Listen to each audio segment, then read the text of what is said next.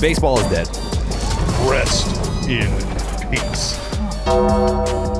The trade deadline fallout episode is upon us today, fellas.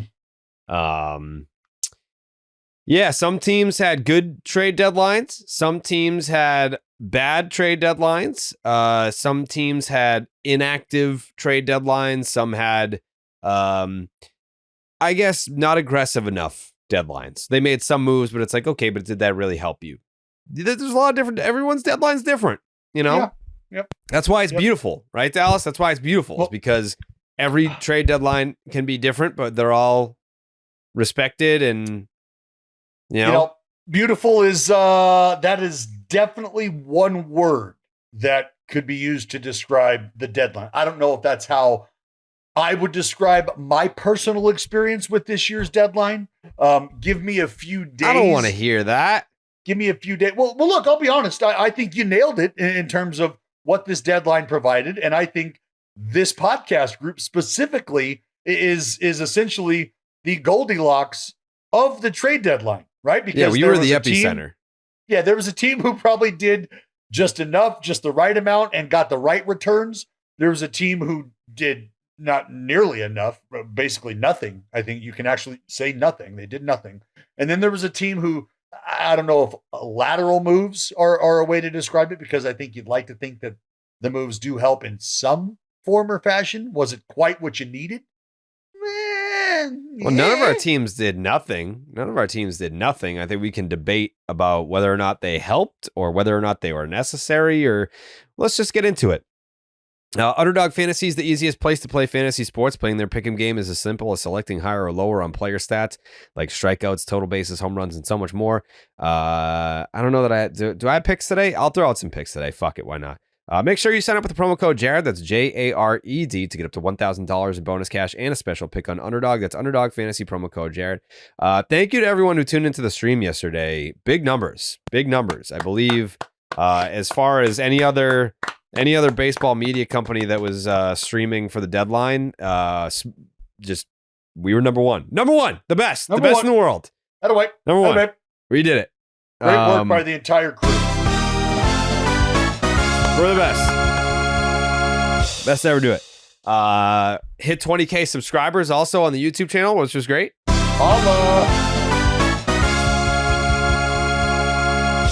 And yes, very successful stream. Thank you to everyone. I mean, the viewership it started at a certain level that I was impressed by, and then it continued to ascend the entire time. We were on the air for 5 fucking hours, and I was saying to the guys before, I was like, what's the goal here? Like 1,000 people watching the whole time? Like, we basically started off at 3,000 and then peaked at 12,000 people watching the stream when it got to the final like half hour or so. Basically, once people wanted to see us devastated that we didn't get Joe Ryan, that's when it really peaked. You fucking sick bastards. That's when it really peaked. But we had a very steady audience the whole time. It was awesome. But you know what? Even though you missed out on Joe Ryan, I think it's fair to say that if we were to run a contest and try to identify who the players were that looked the best in a uniform that they're absolutely not going to be wearing in the second half, it's Joe Ryan in a Red Sox uniform. Nobody looked better in a uniform they're not currently wearing right now than Joe Ryan in the Red Sox uniform. So let's not act like you didn't win at all, Jared. Like, why are you being a bad person? Why are you choosing to be a bad person today? No. I'm just like aesthetics, right? Like things that are visually pleasing.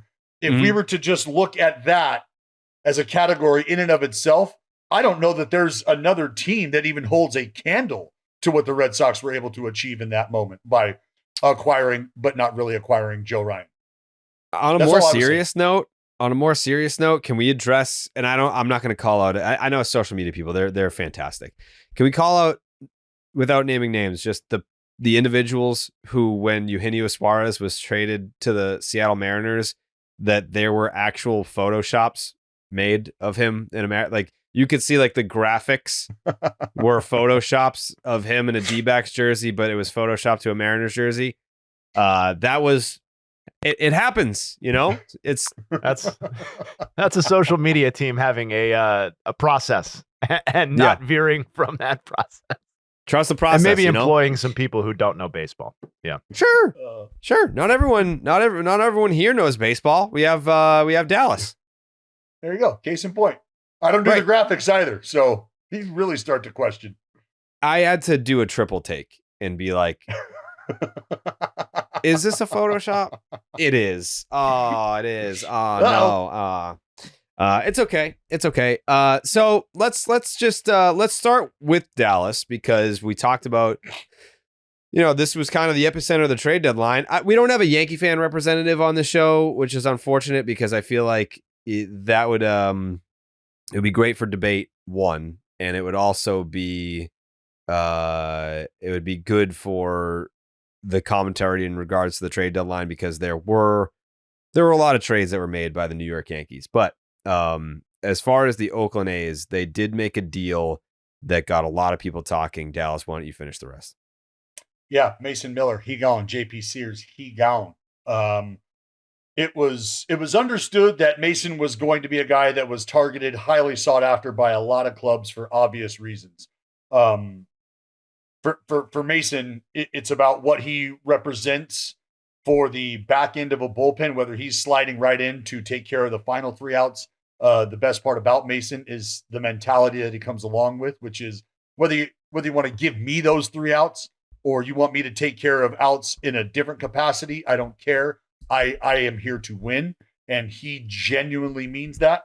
And so just in acquiring, as far as talent and productivity goes, I think the numbers speak for themselves. The animal himself speaks for himself. And I could talk all day about the character that comes along with Mason Miller. And I don't know that, now in our short spurt here is the time to do that, but you're getting an A+ human being and you're getting an A+ talent. And with that talent, you think about what you're going to fetch in return. I don't want to leave JP Sears out of this equation, though, because you have to consider what JP has represented and why the return is what it is, because you're handing the San Diego Padres not only an elite level closer with controllability, you're also handing them a starting pitcher who, over the last 2.5 years, the last 2 seasons, including this season, have given you 86 starts. He's taken the baseball every 5th day for 2.5+ years and has the desire to get better like only a few do, I think, in his position. And now you pencil him in a place where he doesn't have to shoulder the burden of trying to be a leader, and he can just continue to grow into the starting pitcher that he wants to become. And so I think that's a win on 2 fronts for the Padres. For the Athletics, the return that they get, for all of the scouts that I've spoken to leading up to the deadline and after the dust has settled, we're talking about a guy who has continued to garner comps of Francisco Lindor. So what that ends up turning into, obviously we're waiting to see. But at 18 years old, there's a lot of folks who believe he'll spend his 19th birthday in the big leagues. The ability to hit from both sides of the plate, the athleticism, the baseball IQ has been a lot of fun to just sort of unearth and go over. But I think that as far as the return for the Athletics are concerned, it would be hard not to categorize them as potentially the winners of the deadline, or at least in the very top tier of winners of this deadline. And it's very, very fucking difficult for me to say goodbye to a guy like Mason Miller and a guy like JP, just because of the relationship I had with those dudes. If I'm able to just take the A's hat off for a minute and tell you how excited I am for them to be in a position to pursue winning immediately, going from a last place team, albeit an exciting team, probably the most exciting last place team in baseball. I don't know how cool that is in the moment, but now they're going to be pursuing championships. And that is just a completely different perspective that you get to wake up to today than you did 48 hours ago. So I'm happy for the humans, happy for the athletes. And I'm also excited about the young kids that we're getting over from the Padres system that will have possibly even more of an opportunity to get to and impact a big league team sooner rather than later. Because there's some fucking horsepower on the arm side of things. But credit to the Athletics for doing a great job, even in the face of saying goodbye to guys that you don't want to have to say goodbye to. I know this is the Mason Miller thing is Dallas's, but it is the signature trade of the trade deadline, and I think a great signature trade of a trade deadline, because it's so fascinating from whatever angle you want to pursue it from. And I think the laziest possible initial reaction is, oh, the A's have traded two more veterans or guys who make more money for prospects that we're never going to see again. And that to me is the exact wrong takeaway here. In fact, I think this is one of the more forward thinking, and like to Dallas's point about playing for championships, this is one of the more encouraging decisions that I've seen from the A's front office, to the extent that my opinion matters, in terms of what the goals are moving forward. Because I think the easiest thing would have been Mason Miller is everything that Dallas just laid out. Awesome dude, electric, maybe the most electric pound for pound closer in the game, or the most popular or whatever. And the easy thing, and still young, by the way, and not a ton of miles on his arm. And you think, oh, okay, well, the easy thing would have been to keep that luxury item, right? And instead they aimed for something greater, or a greater future. And we never know how these players will turn out, but the industry consensus is what it is on DeVries. And, Baseball America is just one publication, but they are something of an industry consensus in their own right. And they put out a nugget that I thought was great, and really sheds light on, I think, why the A's hand was forced a little bit here into accepting it, quote unquote, in that this was the first top 10 Baseball America prospect to be traded at the trade deadline in 8 years. 2017 was the last time that somebody this highly ranked was traded at the deadline, and that was Eloy Jimenez in the Jose Quintana trade, Cubs White Sox. And so this is exceptionally rare at this time of the year to get this sort of return, and that the A's had to surrender, and I mean this in the most respectful way possible, only a relief pitcher and, the mid-rotation, back end, whatever we think JP Sears is, to get this caliber of prospect and asset, I think is just, I agree. I think they can be considered the winners. It's always easier to be a winner as a seller than it is as a buyer. But I think if we're identifying sellers that are winners, it's absolutely the A's. And I think it's a very exciting future when you pair what he could be with what already exists offensively in-house. Very exciting time. And for A's fans, look, I'm not telling you anything that you don't already know, that you haven't already experienced lifetimes over. I think what you do have to understand is, or just try to understand maybe, is the volatility of the life of a relief pitcher and what that means. And I think it's fair, and I've jokingly kind of thrown this around, but it feels like you can look at a 5-year chunk of a reliever's career, and you could look at 2 good years or 3 good years, and then you could see 2 years where it looks like they tried to pitch with their opposite hand, or 3 years where it looks like they tried to pitch with their opposite hand, and then the next year is a bounce back year. And that's just the volatility. And then I think something you also have to consider is how the industry looks at arms, high power arms, high velocity arms, like a Mason Miller, like a guy like Ben Joyce. There's always what that comes along with them.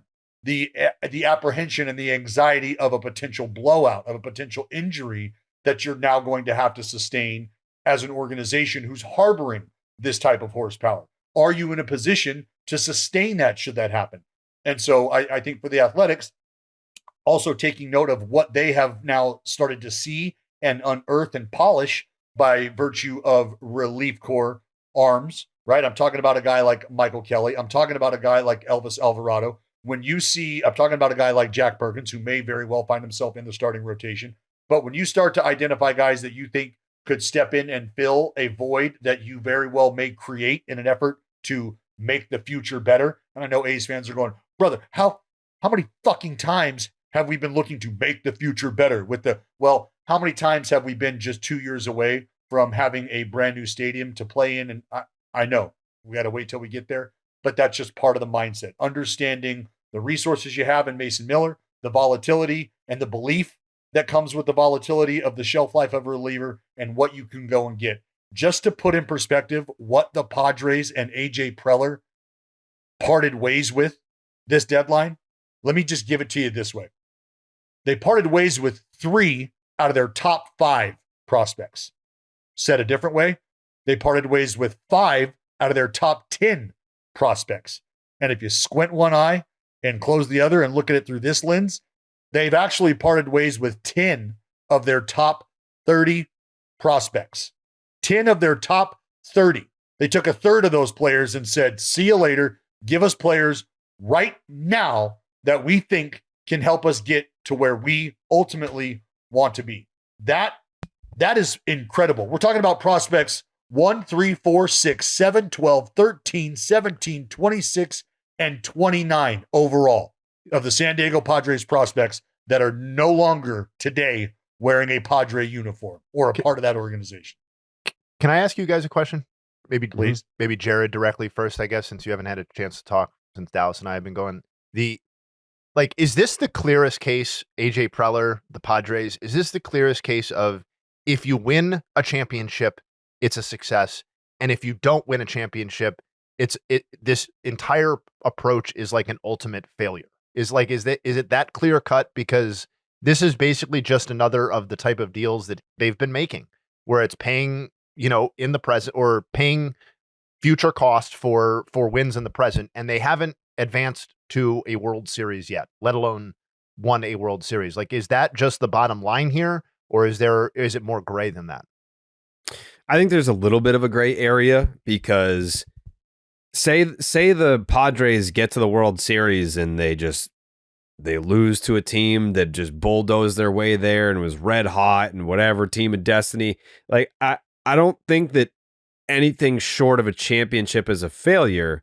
What I do look at and appreciate and respect and love on behalf of AJ Preller's efforts here is how many teams. This goes back to when Kike Hernandez went on. I think he went on Foul Territory and was talking about this a couple off seasons ago about how every team has the same algorithms, and he was offered a contract the same time by 8 different teams, same terms, same dollar. Everyone has their own calculations, but they're all relatively the same.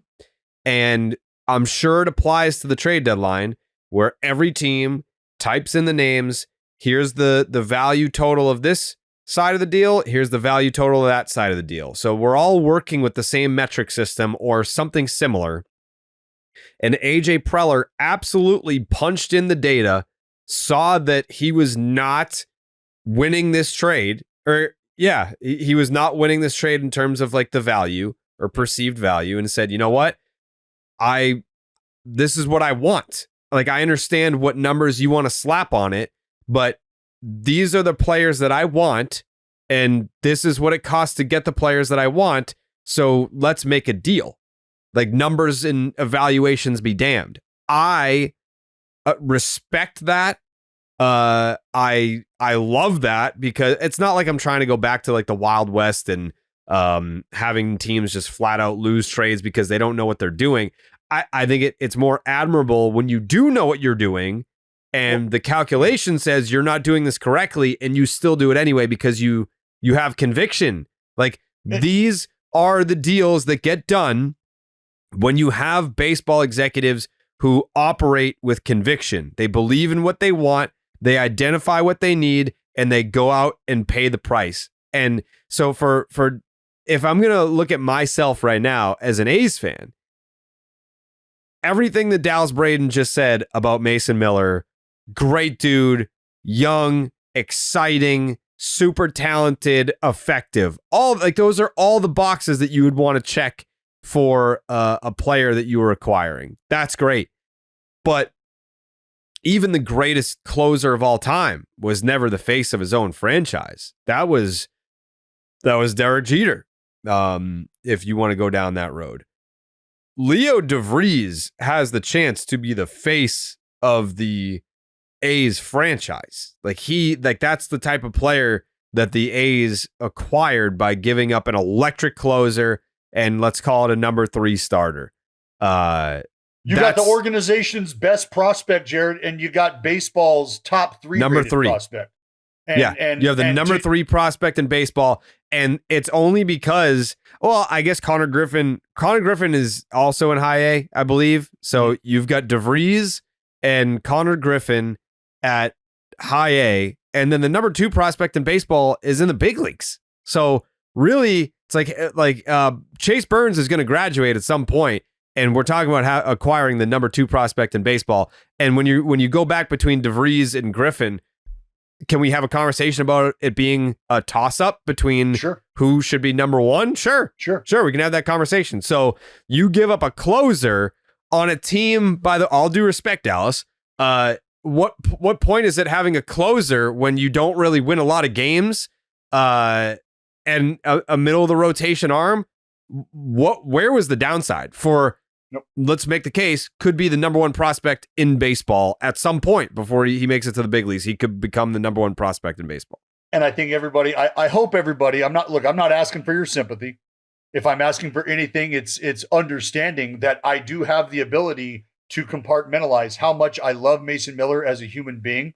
I mean, I don't know. There might be a few guys that I spoke to more on a daily basis and more extensively than Mason. I mean, not even a handful. So it goes without saying how much I care about the individual, but understanding what he also represents in terms of a commodity and what that commodity can bring in terms of more commodities and impactful commodities. I'm well aware of that. And that's what the business of this game has done, is it's given me that perspective. And as much as it might sound cold and callous at this stage, this is just the very real business aspect of the venture that I'm a part of, which is this world of baseball, the venture we're all a part of. So I have a complete and total understanding. Do I like it? From a business side, I love it. Do I appreciate it from a fan perspective? Do I feel like we've traded away another great player only to not realize immediately the return? Yeah, it feels that way. But I also understand that that's how fans are supposed to feel. Like, I've fallen in love with Mason Miller over the last few seasons, and now he's gone again. Damn, doesn't that sound familiar? Enter Matt Olson, enter Matt Chapman. Yes, it does. Yes, it does. And did the fruit of those trades blossom and bud the way you wanted it to? Probably not. But here's where we're at. So, yeah, I think credit to the Athletics for finding themselves in a position to be able to go and get talent that a team was not going to part ways with easily. And I think the A's were lucky enough to be in a spot where they had one of the most precious commodities on the market heading into a potential postseason push, which is elite swing and miss, elite leverage accountability at the back end of a ball game. And you also have a guy in JP who can take the baseball every 5 days from here on out and continue to gobble up extremely important, valuable innings that will allow the bullpen to settle into itself and not be overexposed through the most important stretch of the season, which is August and September.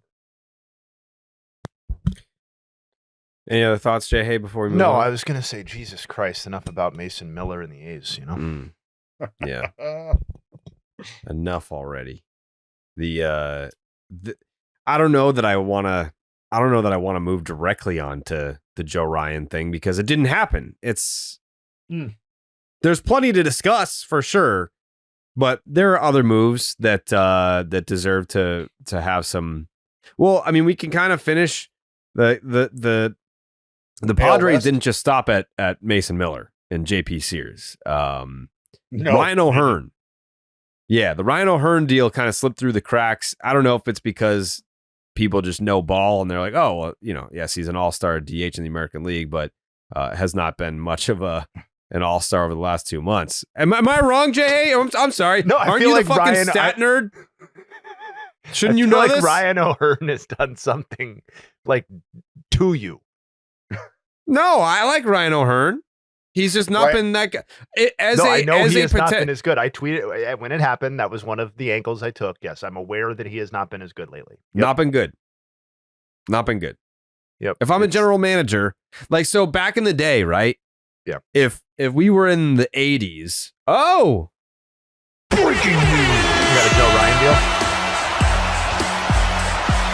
Marcus Stroman has been released by the Yankees. Flat out released. See ya, smell you later. Yeah. Yankees told him to beat it. Wow. All right. It's interesting. I mean, we were watching that Stroman outing yesterday, and the Yankees spotted him like a 15-run lead, and then he proceeded to let the Rays right back in the game. But then there was a rain delay. Who knows if the Rays would have ultimately come all the way back against Marcus Stroman. But yeah, he what a weird I don't even want to say what a weird Yankees tenure. It's just been like a weird career ever since he left Toronto. Yeah, we're not. Wait. Oh, sorry. I wasn't prepared to do a Marcus Stroman thing. I was still on O'Hearn. So if you guys want to do Stroman, go ahead. Oh, he's not been good. Stroman?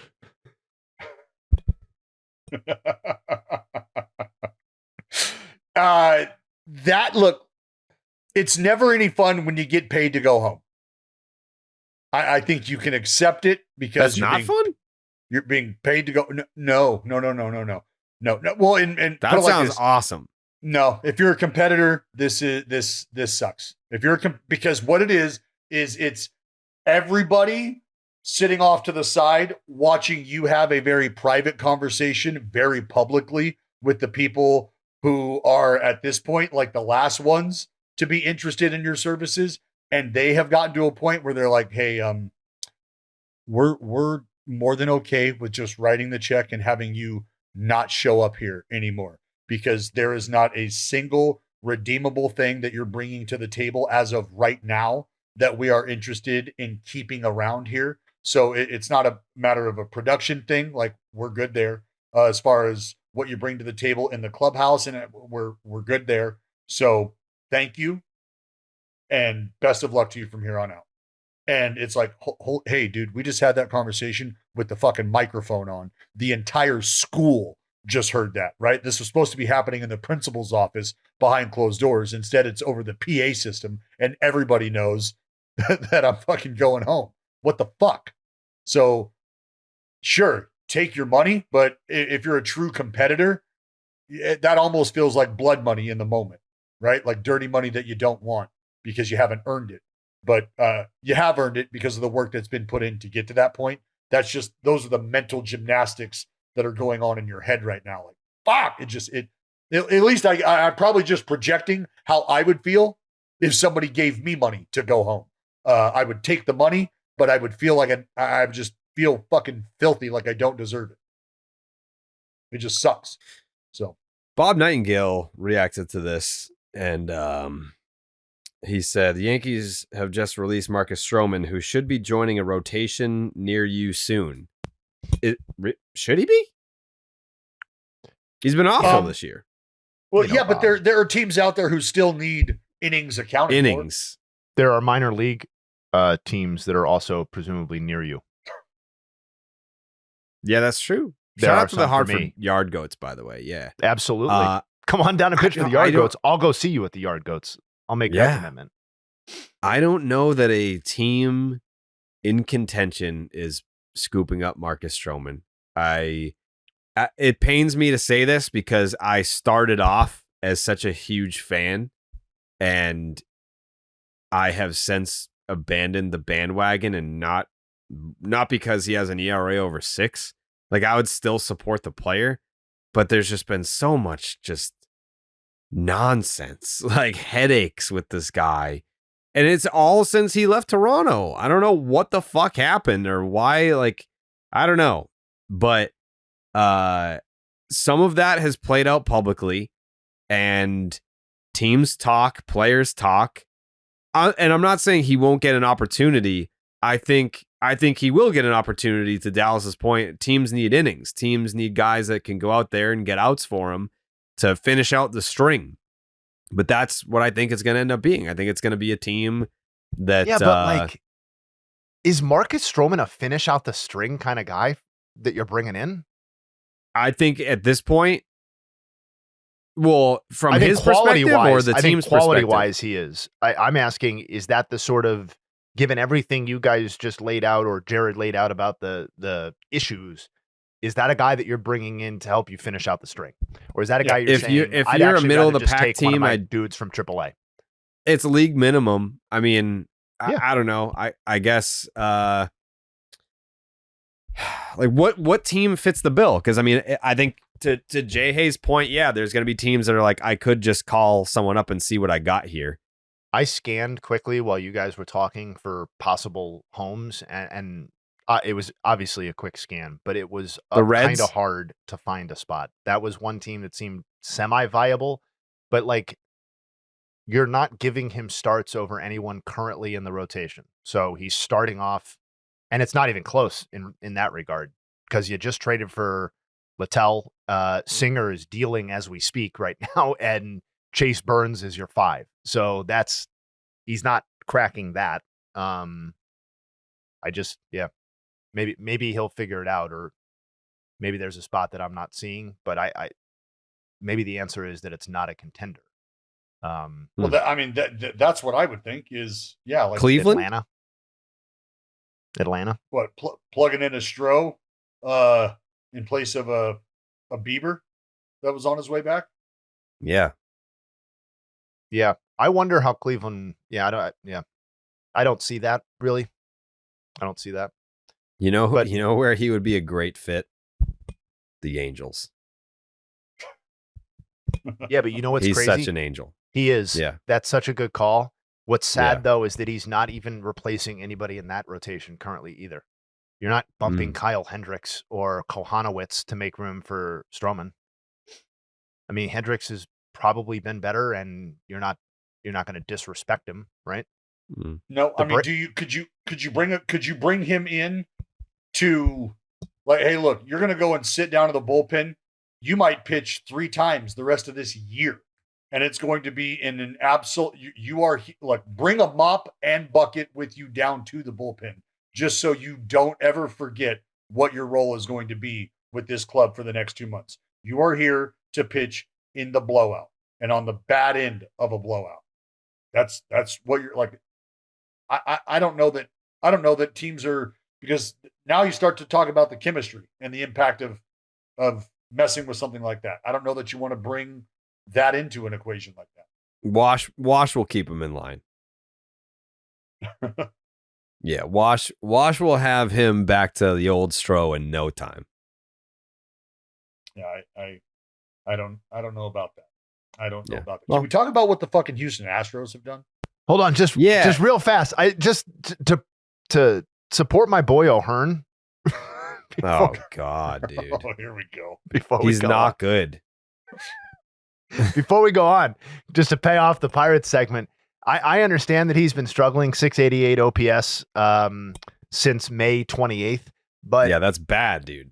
It is bad. But have you noticed the offensive players that exist on the Padres outside of Machado and Tatis, and how generally blah and or bad they are? Like, even I think the next closest is like a 108 weighted runs created plus. Ryan O'Hearn, even a diminished version, can help. All right, we can move on. They just got another blah hitter. That's all. Blah hitter to add to the blah hitters. Dude, I can't wait for the postseason stream and fucking O'Hearn hangs one on your head. See, like it's a long season. There's a lot of podcasts. There's a lot of games, and I just get bored. And I just literally create this beef with Ryan O'Hearn. For I know. I couldn't tell you. I'm not. I have no interest in a Ryan O'Hearn beef. He seems like a lovely guy. Great guy. Yeah, he just hasn't been good recently. The Phillies, they got Jayhay Duran. Harrison Bader kind of came out of nowhere. Like, that was in the mix a little bit. Let's talk about the Mets. So the Mets add Ryan Helsley. Hold on. Because the Phillies getting Duran, that's a big fucking deal. That's a big deal, but it wasn't a deadline day thing. Didn't we talk about this or no? I don't know if you guys talked about this. No, but adding Duran. Did we have time? I thought we talked about Duran when it happened. Like, this was like days ago. Did we? Maybe, I don't know. Maybe because now we did a fucking 6-hour stream. So now I don't know what was on the podcast, what was on the stream. Duran was was Wednesday evening. So it were like late afternoon. So it was in between. Okay, so we didn't do it on the pod, but we did. Yeah, we talked about it on the stream. All right, yes, so definitely on the stream. Yeah, no, it's no small thing. No, I mean, but Dave Dombrowski, he will just publicly call his shot and then go out and do it. And then not only will he do it, but he'll get the best available option. He wanted to get a back end of the bullpen guy, and he went out and, in my opinion, got the best one. I mean, even if take out like the gambling scandal with Clase, I think if you were to pick one or the other, you're picking Jayhay Duran over Doval from the Giants too, like or Bednar, like the Yankees basically. So I know that Jayhay, you hate this radio show. I'm starting to join you. So Michael Felger of the Felger and Maz program, I don't want to loop Tony into this, but because I had originally talked to Tony on the air and talked about like what the Red Sox should do, and I said Joe Ryan is like the top tier starter.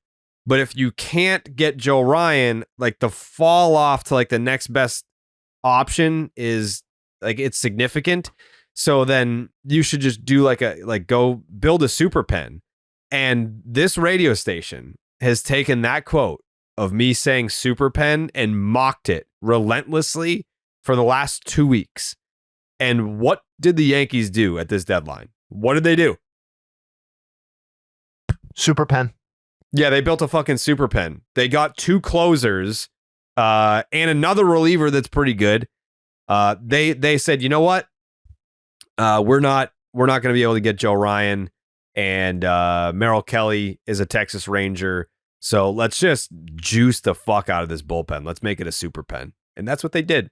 So we'll see how it works out. We'll see how it plays out for them. But me suggesting that was an option at the trade deadline, being openly mocked by the most listened to sports radio show in the country, just kind of shows where we're at in terms of ball knowers out there. I don't think that, like, Felger admittedly just doesn't know ball. Like, that's the thing. Like, I was going over different bullpen options. Like when I mentioned like Bednar and I mentioned Merrill Kelly, not that Merrill Kelly's a reliever. We just threw names out there of arms, and he didn't even know who they were. So I think it is noteworthy, like, you know, we can treat these individually or as one group, but like, I do think it is noteworthy how these self-perceived high-level contenders really injected their bullpens with help. Like, they did not pussyfoot around.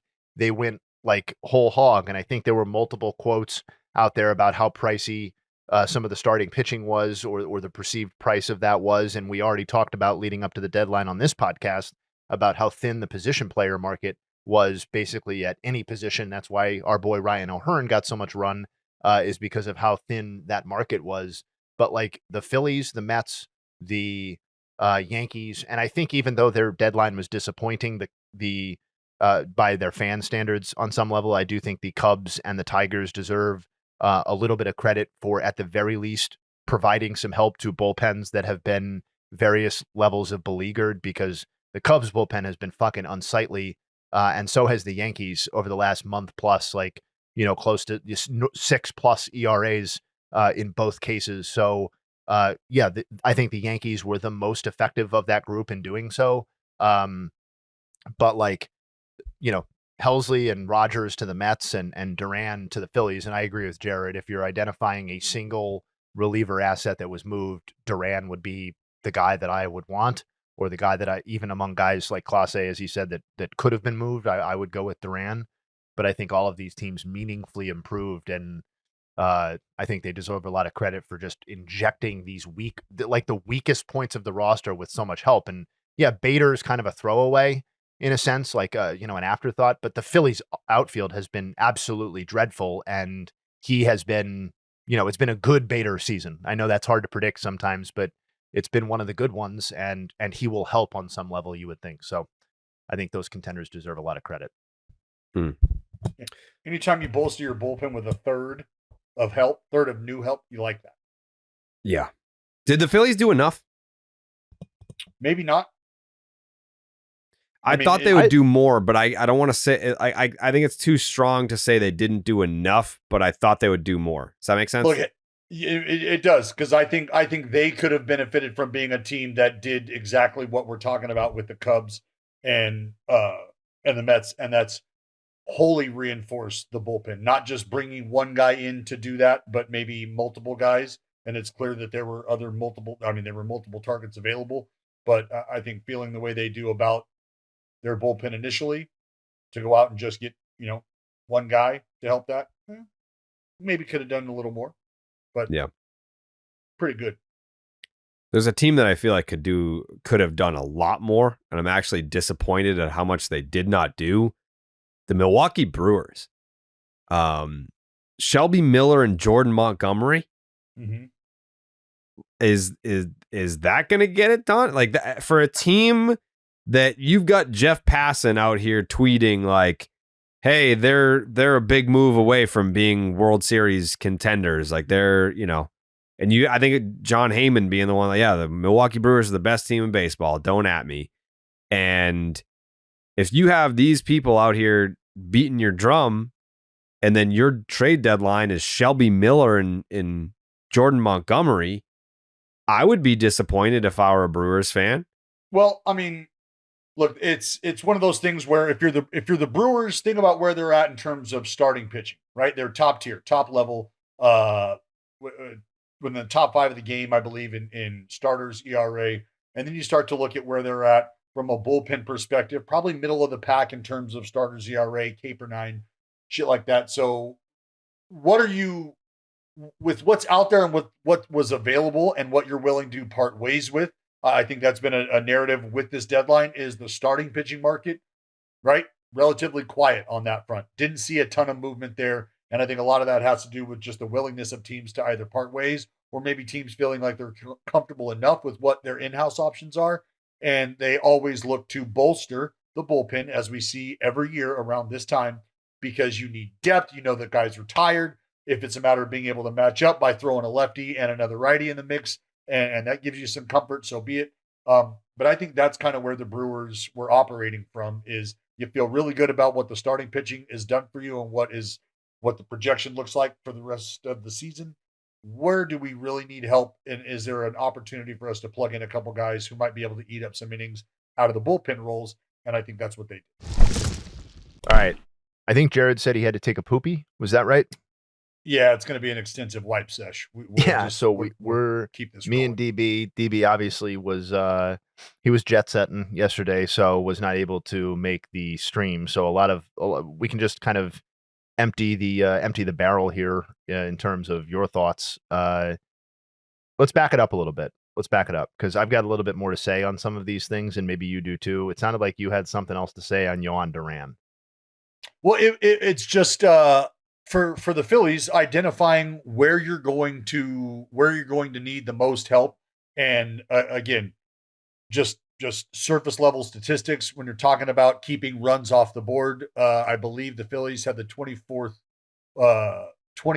best ERA out of the bullpen in baseball with like a 4.48, I think. Their swing and miss, middle of the pack. So when you have the ability to go and get a stopper and a guy who serves the role that Jayhay Duran does and represents not only the limited run scoring ability, he is very much a run preventer and also has a lot of swing and miss that he comes along with. Now you're starting to check the boxes that you really want to take care of when you get into the position that they're in. And that's why I do think it's interesting that having stopped there with just one arm, do they feel like that was enough? And I think that's a good question from Jared. Is it enough? I mean, it could be, but is there more? There's more to be desired there for me. That was almost like just a little cock tease. Like, now I got blue balls. See, I get it. I do understand it.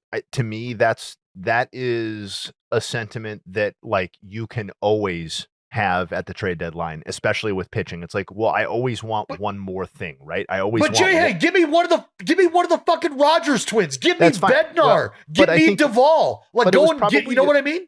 Yeah, but it was probably a choice, right? It was either probably go get a couple of guys or go get the premium guy that was available. And Dombrowski, I think, not surprisingly, chose the quote unquote premium guy. And I don't blame him for that, because I don't remember whether I said it specifically. I know I said that I wanted or expected the Phillies to get bullpen help.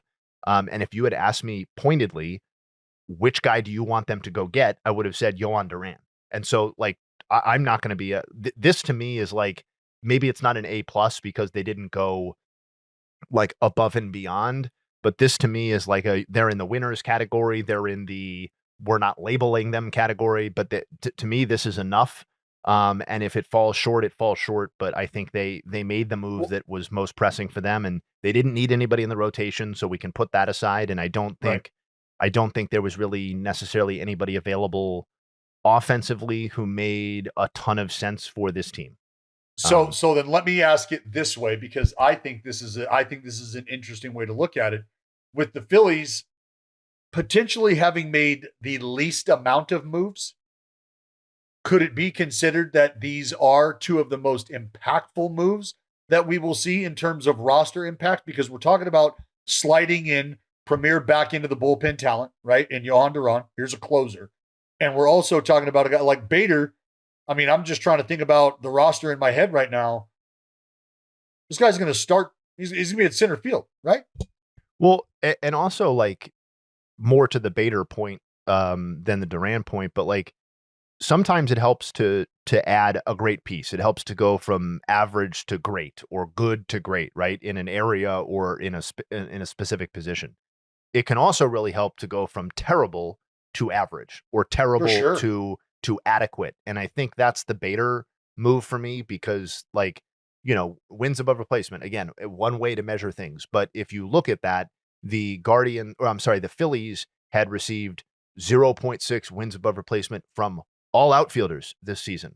And that was the only teams worse are the Royals and the Guardians, both of whom we have talked about. I mean, the Guardians outfield problem is just like a lifetime problem for me post 90s, and like and the Royals have the worst offense in baseball. So like, they would got Yaz to solve their, not to solve, but to help bolster Yaz their and Randall Grichuk are going to solve their problems. But can they make them better? Come on. No.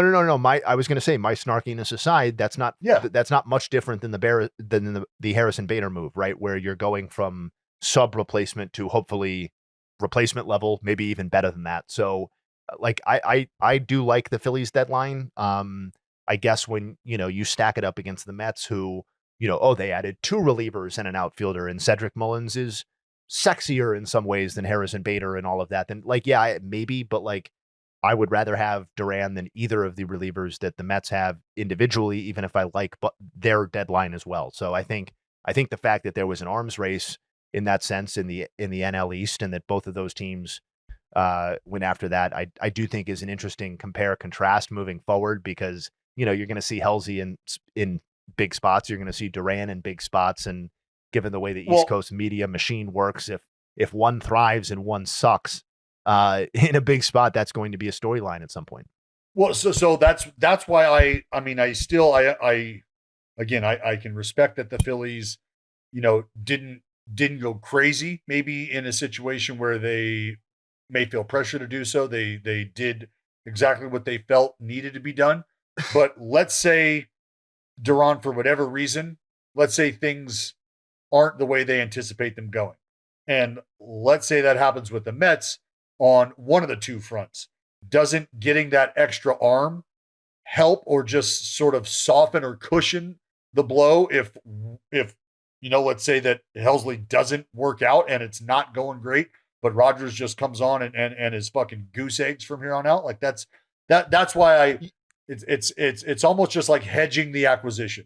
You know, like, hey, give me another dude, because I'm not asking you to go out and be the world beater. Or if I am, is that almost unfair asking you to come on now and take on the responsibility of being the reason that we no longer get scored on in the 8th or 9th inning? Like, and I would counter that, just since we're doing this back and forth thing, and I would counter that by saying, I think the Mets were under more pressure to make sure that the bullpen is fortified with multiple options like that, because their rotation, I just don't think can stack up. I mean, nobody thinks it stacks up against the Phillies, right? Like, the Phillies rotation is good to go. And so I think the Mets making sure that bullpen what was addressed, I think there was comparatively maybe a little bit more pressure there. But either way, I think both.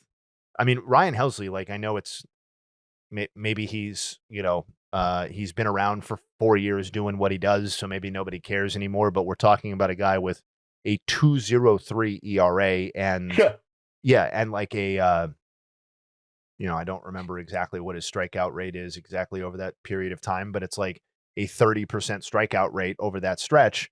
over a 4-year stretch in like 200 innings. So this is a frontline reliever. I am interested to see kind of where things go with the strikeout rate headed the way that it is, but that is more than sustained this year through his production in 36 innings pitched. So, he and Rogers, I think, are an interesting complement too, in terms of arsenals and stylistically stuff like that. So, I mean, he's still a 10 plus K per nine guy right now. Oh, yes. Yeah, he's still doing it. I mean, the strikeout rate doesn't suck or anything. It was just so high 2 or 3 years ago that I guess inevitably it's going to come down.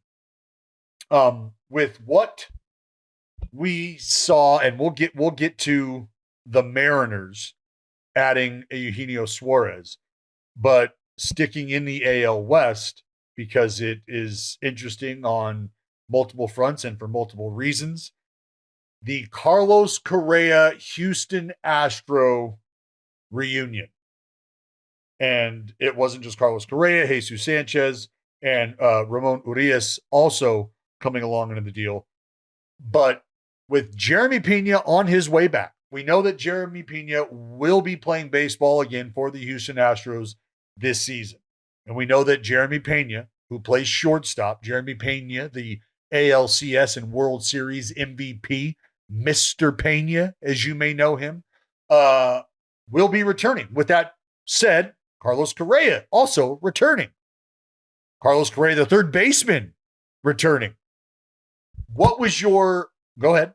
No, I don't know if you saw his quotes about how he's been hoping to play third base for a few years now, but basically it was not possible in Minnesota because they had nobody to take his place. And I just thought he was very candid about it, which he can now be in Houston. But yeah, what was my reaction?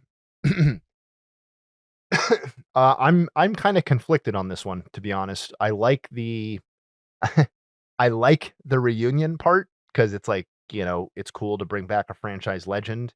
But I'm conflicted on that because, I'm not going to pretend like the 2017 legacy doesn't exist. I'm 40 years old. Like I'm not sure. My memory is long enough to remember 2017. I don't have any personal animosity towards Carlos Correa necessarily, but I do think the reunion is a little bit more complicated than maybe these reunions tend to be.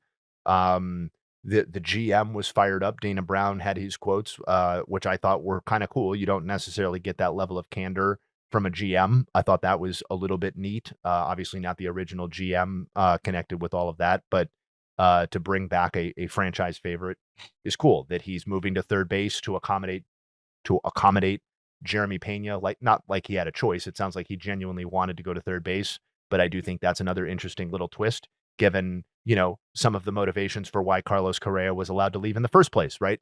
Because they had Jeremy Pena at shortstop. I think in terms of my on-field reaction, that's also conflicted because I think in the coldest possible view, I feel like if this wasn't a reunion, we would be a little bit quicker to call this something of a panic move. And that's how I feel kind of the day after is how good is Carlos Correa, A, and B, you can't help but tie this move to the news of Isaac Paredes probably missing the rest of the season, if not the rest of the regular season, and how important he was to this offense through the first X percentage of the year that he was playing. And I just don't know who Carlos Correa is. And that is what it comes back to, is he was really good last year, but it was in a limited season. He has been not very good this year in once again a limited season. The last time we saw him play something of a full complement and be good was 2022. So that's a little bit in the rearview mirror now. And he's not old, but he's not young.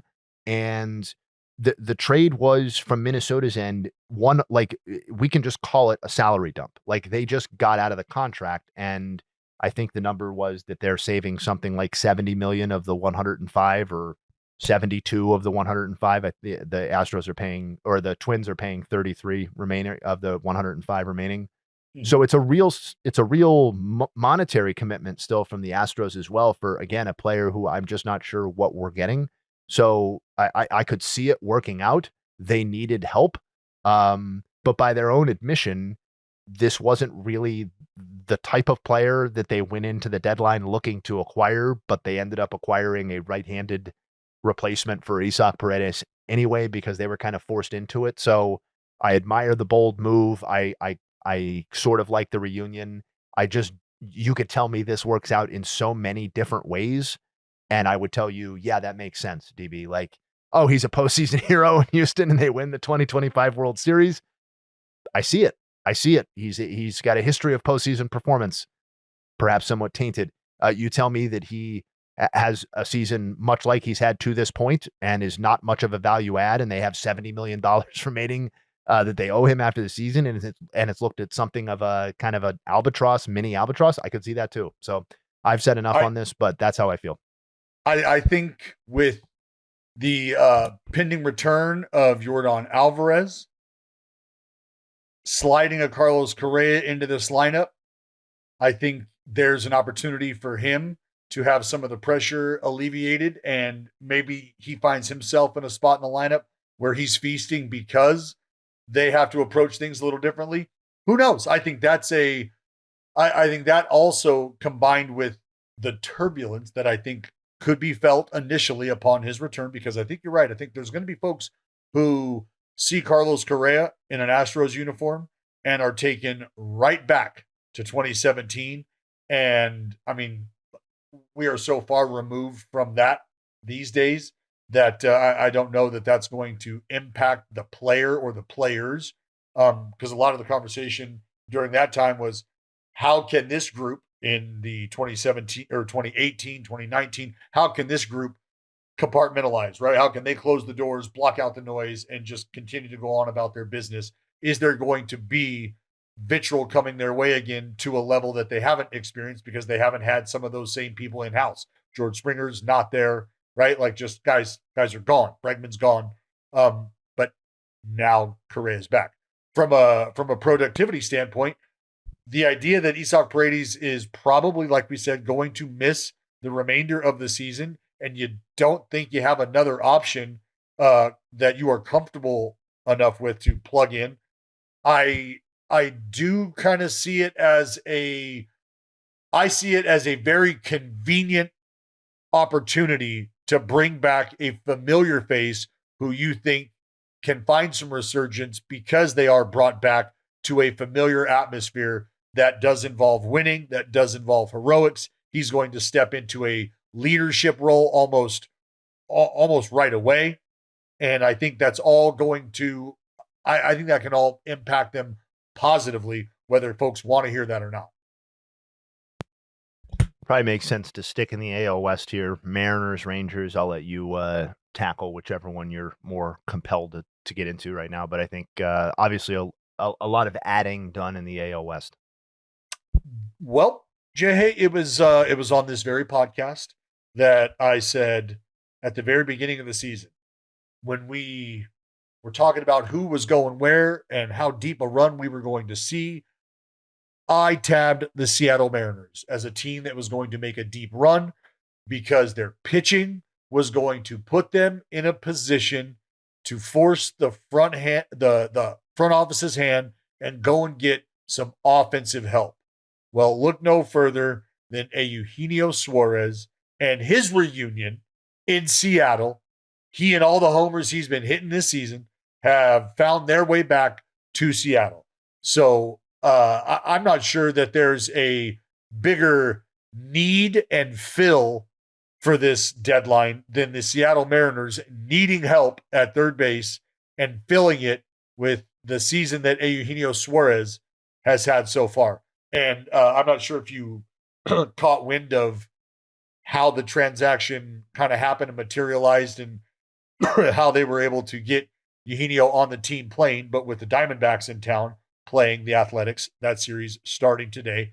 They came to town late last night after their game, and the Mariners were still playing.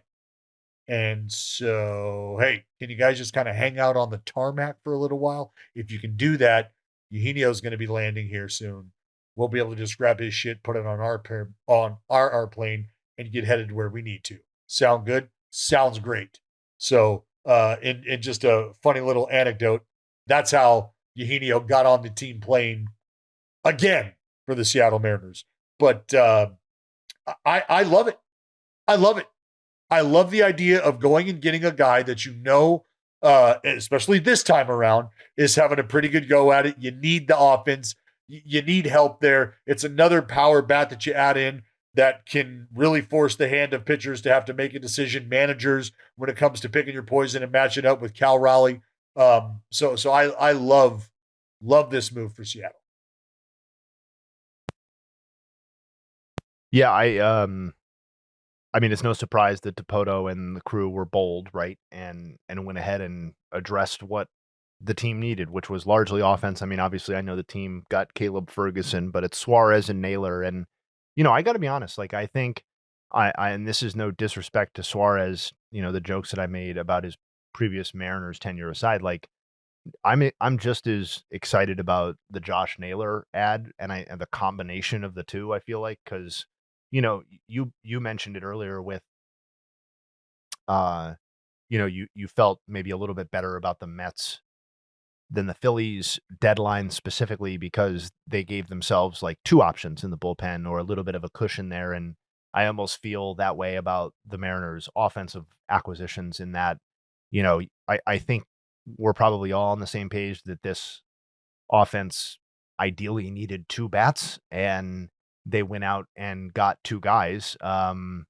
I think, Josh Naylor has shown an interesting propensity to be willing to run since joining the Mariners, which I'm not quite Yeah. sure what to make. I mean, maybe I know what to make of it, I think, um, but that's kind of a fun little wrinkle in terms of his early Mariners career. But, I think you look at the top 7-ish players on this roster, and I feel like this is, off the top of my head, probably the best that anyone could reasonably have felt about a Mariners offense in a decent amount of time. Randy Arozarena just had, arguably the best month of his career, or certainly the best month of his career in a long, long time. And we don't need to talk about what Cal Raleigh has done, at least not right this second.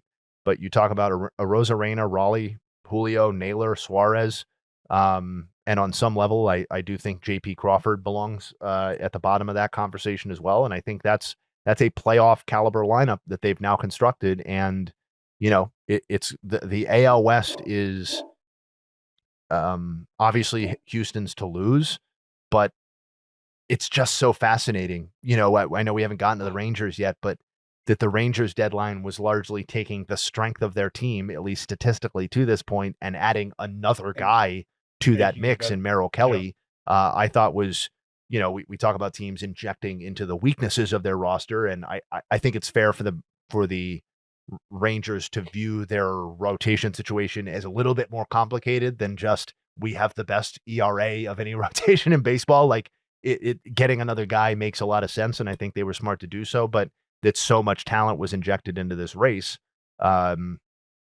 sets us up for what could be the single best division finish of any in the league, particularly if it ends up featuring 3 teams. They're just football. I was just going to say, they're just a series away, right? That separates the Mariners and the Houston Astros right now. 4 games that separates those 2 teams. And we're talking about the top of the division. And then you're also, as we just started to discuss, what the Rangers and where they're at. So I think the AL West, and I think we outlined this going back to the beginning of the season because of what the hope was for the Athletics, who we already discussed their impact on the trade deadline, that they were going to be competitive, and they are nowhere near as competitive as we anticipated or as we had hoped, me leading that charge. So it is what it is. But the top 3 teams, I think, are going to provide an absolutely exciting run towards the finish line. And I think it has to do with these teams. It almost feels right that the Rangers go out and do that, though, because it's like they have made their full commitment to who they are offensively, and they just need that to pan out. And they understand. And I think this is Bruce Bochy also going, hey, boys, we understand if you want to win the ring, you got to keep the opponent off the scoreboard. Okay, we knew that. So let's just go get us a reliever. Let's go get us a couple guys that'll get us outs later in the ball game. We get us ourselves into October. All right, we know that. So, and I think that's the best Best plan of attack, and we saw it on. Well, and just, we can move on, but, obviously DeGrom and Eovaldi and now Kelly are extremely proven, but they are relying on some, some people that probably contain a few more question marks in the second half of a season for different reasons in Leiter and Rocker and, God bless Patrick Corbin and what he has been able to give them. And I don't mean that, sarcastically. Like this has been a throwback Patrick Corbin season, and the idea that anyone could have reasonably expected him to give them, I guess they could have expected the bulk, but certainly not a 3.78 ERA in 20 innings or 20 starts. Just remarkable from him. But are you counting on that moving forward? But that's why the Rangers doing that. That's why the Rangers doing that, Jayhay, is you look at it as supplementing the best part of what you have going on. Yep. Well, maybe that is understanding, hey, this is the best part of what we got going on. And sometimes that flame can flicker a little. And should it flicker and start to waver, well, maybe we can reignite it or keep it burning with some of the options that we can bring in. And maybe there are roles to be served there. We don't know when Jared's going to get back from his movement, but the one I do want to make sure that we get your take on at the very least before we get, we can finish up with some other ones on the back end as we continue here. But Shane Bieber to the Blue Jays, I have to get your, you had an up close and personal look at a brief slice of his rehab experience or his comeback experience on Slab Lab. Go check it out. Plug. But that was a long time ago, relatively speaking in the process.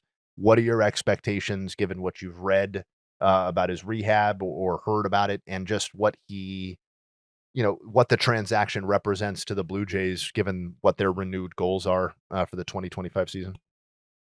Well, I love the idea that it feels like you are. I mean, look, the optimistic outlook is you're getting a fresh Shane Bieber, right? A guy whose only innings this year can be accounted for in a rehab phase, in a rehab capacity, meaning he's working his way back. He's, I think it's just technically he's never been as strong as he is right now throughout this process, right? Getting ready to come back. He's been a part of game action, and now so much so to the point where the trade has been made and you are looking for him to be able to come on and impact this run, because I think with what the Blue Jays have going from a starting rotation perspective, in terms of the veteran experience, in terms of the ability to tap into that veteran experience, it's all fine and dandy, but there has been a struggle. There has been a struggle in the rotation. And I don't know that you can fairly look at the arrival of Shane Bieber as like somebody who's here to help rescue the rotation. I think it's with an understanding that there could still be some rust and there's going to be some hiccups that you have to account for potentially. But all in all, is this a good addition to help sort of bolster and balance out what you're trying to achieve in the starting rotation down this stretch? Sure. But I think it does have to come with some, whether you label it apprehension or understanding of what the reality is. Yeah, I think it's fun.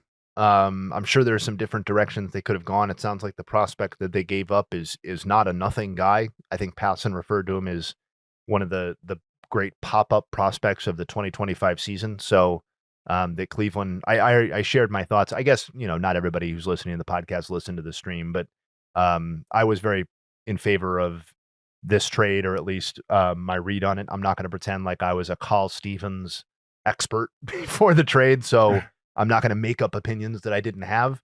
But based on what I've read and looked at since then, I think for basically the right to have rehabbed and paid Shane Bieber, who was a franchise legend. So if you're going to direct some money somewhere in an effort like this, put it in Shane Bieber's pocket. And if you're viewing that as we purchased a legitimate prospect for that time and money, I think that's a good transaction and the sort of thing that forward-thinking organizations like Cleveland are doing.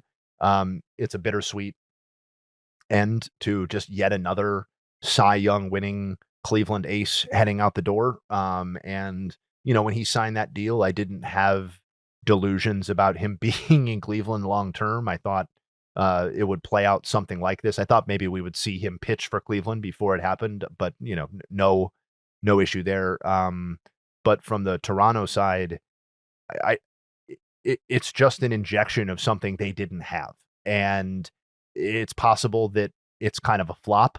But I admire the boldness here. And I do think, obviously, Shapiro himself has been gone from Cleveland for quite some time, but I do think the front office connections that exist here are interesting as it relates to trading for a guy with pedigree coming off of a major surgery like Shane Bieber, and there's some level, I think, of trust that has to exist there in communication in a deal like this. But yeah, go ahead. And plugging Biebs in, there's nothing to say that, how their rotation sets right now and how it looks isn't something that they're comfortable with. And they say, you know what, you're going to be plugged into the rotation. We'll see how that goes. If not, could we find you in a capacity where we know that we can schedule out your workload, where you're going to be in the bullpen and you are the first man up in an extended burst. So if we've got a guy who is struggling to get through the 5th inning here,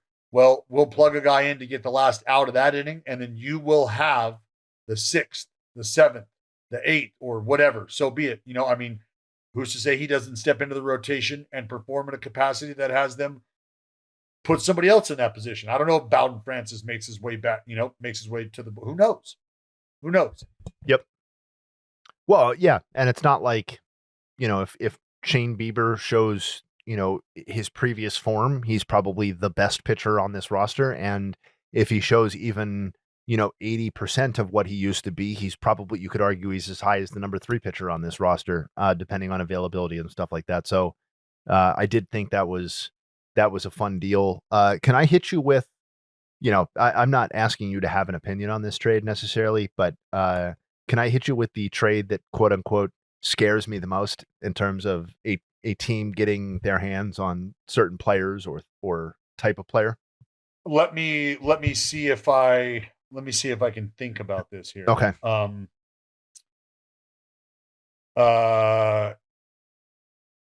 When you say scare, you mean like this could be trouble for other folks because this team not like me personally. Yeah. Right. Are you talking about the Rays acquiring Griffin Jax and Adrian Hauser? Yeah, I am. That's exactly it. And I know it's cliche to be worried about the Rays. Oh, the Rays will get their hands on somebody and they'll be better. But, I think in both of these cases, and again, I'm not forcing you to have opinions here, but like they're already doing really good stuff in some senses. Like Hauser has, he has let me pull it up here 1 second.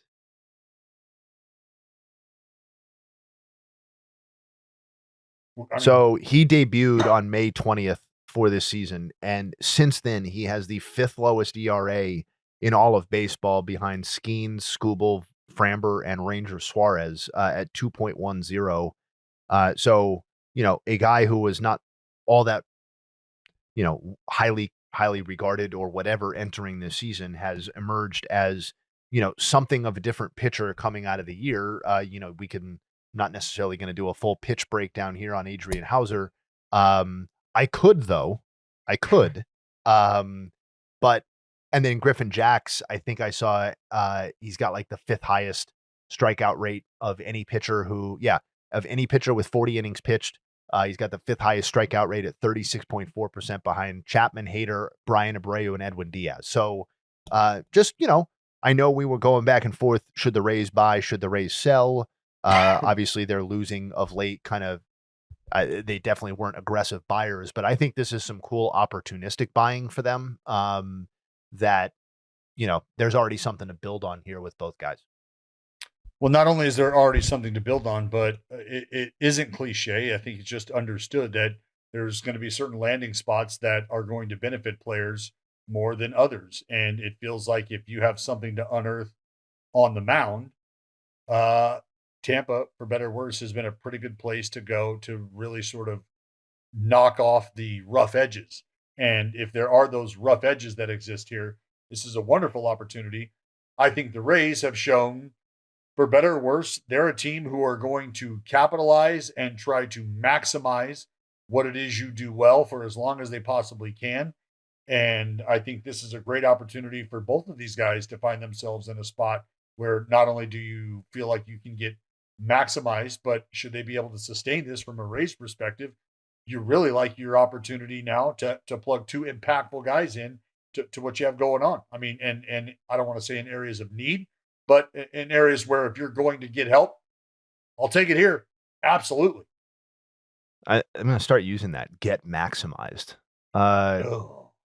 By the way, just a little peek at what Adrian Hauser might be doing for those who are curious.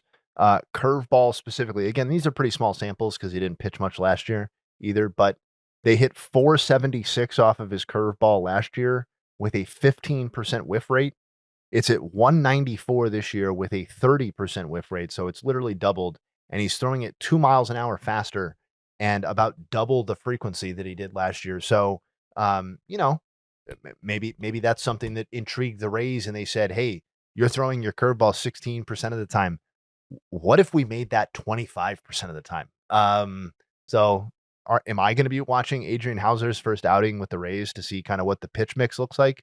I am. I'll probably text you about it, actually. You don't have to respond, but I'll probably text you about it. It is quite the gap. What'd you say? They hit almost 500 against. Yeah, it was almost 500, and it's below 200 now. Yeah, that is quite the gap. Quite the gap. And yeah, you're talking about what it has doubled. The usage has doubled, right? Yeah. Usage is almost doubled, and the whiff rate has more than doubled. Yeah. Pretty cool. Anyway. So he said, well, now that, and let's think what he's a sinker over four seamer, right? Yep. And he's throwing that sinker. Also, in addition to the curveball, that's not a singular thing going on. He's throwing the sinker harder than he did in 24 as well. About a mile and a half. Does he throw a sweeper? He does not throw a sweeper. He throws a gyro. Right? Yeah, no, he's got a sinker curve change four seamer, and then there's a slider that he's throwing 9% of the time too.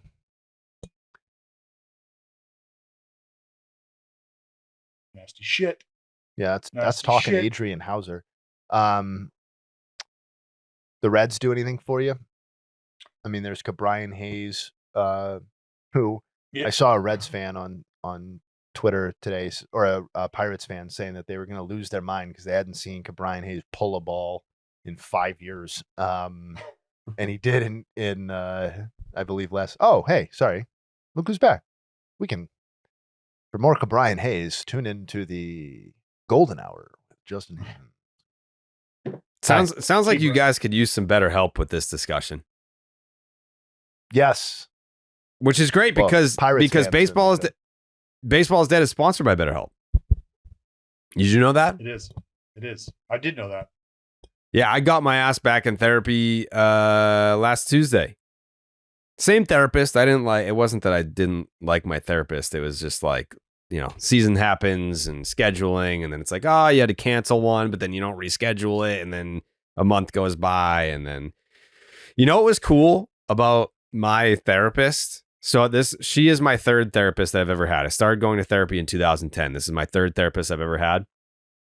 She is the first therapist I've ever had that when I stopped my therapy, that she actually texted me and was like, hey, I'm just checking in to see if you're good. I'm not saying you don't have to book an appointment. You don't have to, come back or whatever. I'm just checking in. She was the first therapist that made me feel like you actually care. Because before the first two, you're just like, this is your job. You're just listening to me bitch about things and talk through things, but that's your job. She was the first one to actually reach out after a period of absence and be like, just checking in, which I thought was very cool. She cared. So shout out to BetterHelp. Workplace stress is now one of the top causes of declining mental health, with 61% of the global workforce experiencing higher than normal levels of stress. To battle stress, most of us can't wave goodbye to work, but we can start small with focus on wellness. And you know that I do. You know that I do. A holiday is great, but it isn't the same long-term solution to stress. Don't forget that therapy can help you navigate whatever challenges the workday or any day might bring. With over 30,000 therapists, BetterHelp is the world's largest online therapy platform, having served over 5 million people globally. And it works. With an App Store rating of 4.9 out of 5 based on over 1.7 million client reviews, it's convenient too. You can join a session with a therapist at the click of a button, helping you fit therapy into your busy lives. Plus, you can switch therapists at any time. At this point, I would not be doing that. But I'm glad that you guys have the option. I decline. As the largest online therapy provider in the world, BetterHelp can provide access to mental health professionals with a diverse variety of expertise. Unwind from work with BetterHelp. And the listeners of Baseball is Dead get 10% off their first month at BetterHelp.com/baseball. That's BetterHelp, HELP.com/baseball. Big shout out to BetterHelp for sponsoring today's podcast. And also, not to name any names, but shout out to the BID listener the other day that reached out and said, I've been on the fence about therapy for 6 months. And I finally, after the, firsthand accounts that you guys talk about on the podcast, I was like, you know what? Fuck it. I'll do it. Big congratulations. You made the right choice. You made the right move. Had a baby. Yes. Okay. So where did we leave off? We're basically just ready for you, buddy. We're ready for you to react to the report from Bob Nightengale that I believe happened while you were gone that said that nobody likes dealing with the Red Sox and Craig Breslow specifically. Yeah, so when I took my little hiatus here, I saw it pop up. Do you want me to play it for the people? This is Bob Nightengale on Foul Territory. Yeah, teams hate dealing with the Red Sox. They said it's very tough to deal with Breslow. Diamondbacks had some momentum going with Merrill Kelly, and that fell apart at the end. I don't think they were ever really in on Joe Ryan. There was some report that was done. I'm not sure they even had conversations. But when you talk to GMs around the game, said it's very tough to deal with the Red Sox and Craig Breslow in particular. And if they're really going for it, they did a poor job because the Yankees got a whole lot better. Blue Jays got better. So I think they're going to be on the outside looking in. I think the fact they didn't do anything, they may be sitting home and the Texas Rangers take their place as that wild card team. Okay, so I have a ton of respect for Bob Nightengale. He's been in the game for a long time. He's been on this show. Nothing personal. But you're wrong. You're wrong. Oh, is he? Yes, the fact that so no, he may be. Let me be specific about what I'm saying. He's wrong about that. They were never in on Joe Ryan at all. That's just factually incorrect. I saw Joe Ryan in a Red Sox uniform. What's he talking about? I don't know. I don't know what to say. Say it. You will have a hair on your ass if you can't be open and honest and candid with the audience. I'm not being candid. Hey, walk the tightrope, bud. Walk the tightrope. Come on. So I obviously haven't spoken to Craig Breslow. I've talked to a lot of people over there with the Red Sox, and the sentiment is we went all in for Joe Ryan. They believe what that. Is all in? What is all in? What is all in really? Because if it sounds like everybody that has picked up the phone and has had or tried to have a conversation has hit a similar hurdle, then what is all in? It sounds like there's a cap to the all in, right? So what have we done now, Jared? We've graduated from the kings of interest to the kings of all in, not getting it done. Because what is all because I'd like to think that if I'm all in, that there's heartbreak at the end of this, like the Toronto Blue Jays have experienced, like the San Francisco Giants in their recent foray into free agency have experienced. That's all in, and coming out on the other side feeling like, fuck, you're right, we were all in. That's why this hurts so much. Doesn't feel like it hurts too much from the Red Sox perspective. So that's why I asked, can you paint me a picture of what all in looks like? Yeah, I think 3 of their top prospects. So here I think is the holdup and this creates a larger discussion that I don't know that you guys in particular are interested in having, but like I am. How do other teams, I think we're finding out like how other teams just view the Red Sox prospects. If I say I offered you 3 out of my top 10 prospects in my system, like let's just say they were high up, and you tell me that we didn't even have a conversation. Like we didn't even, like, what do you mean? It like 3 of your top 10 prospects is certainly a fucking conversation. Like that's not like the reporting out there right now that everyone is clinging to and being like, what they didn't get anywhere close. They barely even had a conversation. They're acting like the Red Sox said, "Hey, do you want Connor Wong for Joe Ryan? Like, is that good?" That's what some of the reporting makes it seem like, which to me feels disingenuous.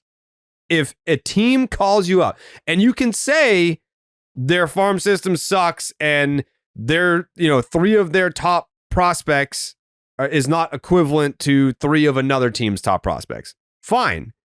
But if a team offers you 3 of their top prospects, you can't say like, "Oh no, what a half-ass attempt." The fuck do you mean? Like so I think the holdup ultimately comes down to if the Twins were like, "Okay, 3 of your top prospects, and we also want Wilyer Abreu, we also want Jayhay Duran separately, not like a one or the other situation," and the Red Sox were like, "We're trying to make this a prospect only deal. We're not trying to deal from our big league roster to make this happen," then maybe that's the snag. But the language being used that they didn't come close or that it was a half-ass effort. I'm telling you, the Red Sox genuinely believe that they went all out for Joe Ryan. And the Twins are saying they didn't even, like, it was an insult. Like, there's a big, I don't know. So then, I mean, the discrepancy is, I think, what you said, and that's how valuable are these guys? Like, is there an inflated? That's the question. Is there an inflated sense of value internally of who these players are? Because what it sounds like is like it happens in Legion baseball all the time, right? We get on the road and we're driving up to the foothills to play this team that's got 3 just incredible studs. This guy that throws super hard, these other 2 dudes who just hit monster homers. And you get up there and you realize, yeah, you want to know why they're so good to you? Is because you go to a school that has kindergartners through fucking 8th grade all in the same room. Like, your crop of talent, your pool of talent is, well, it is what it is, but your best 3 don't crack our top 25. Like, that's not even a thing.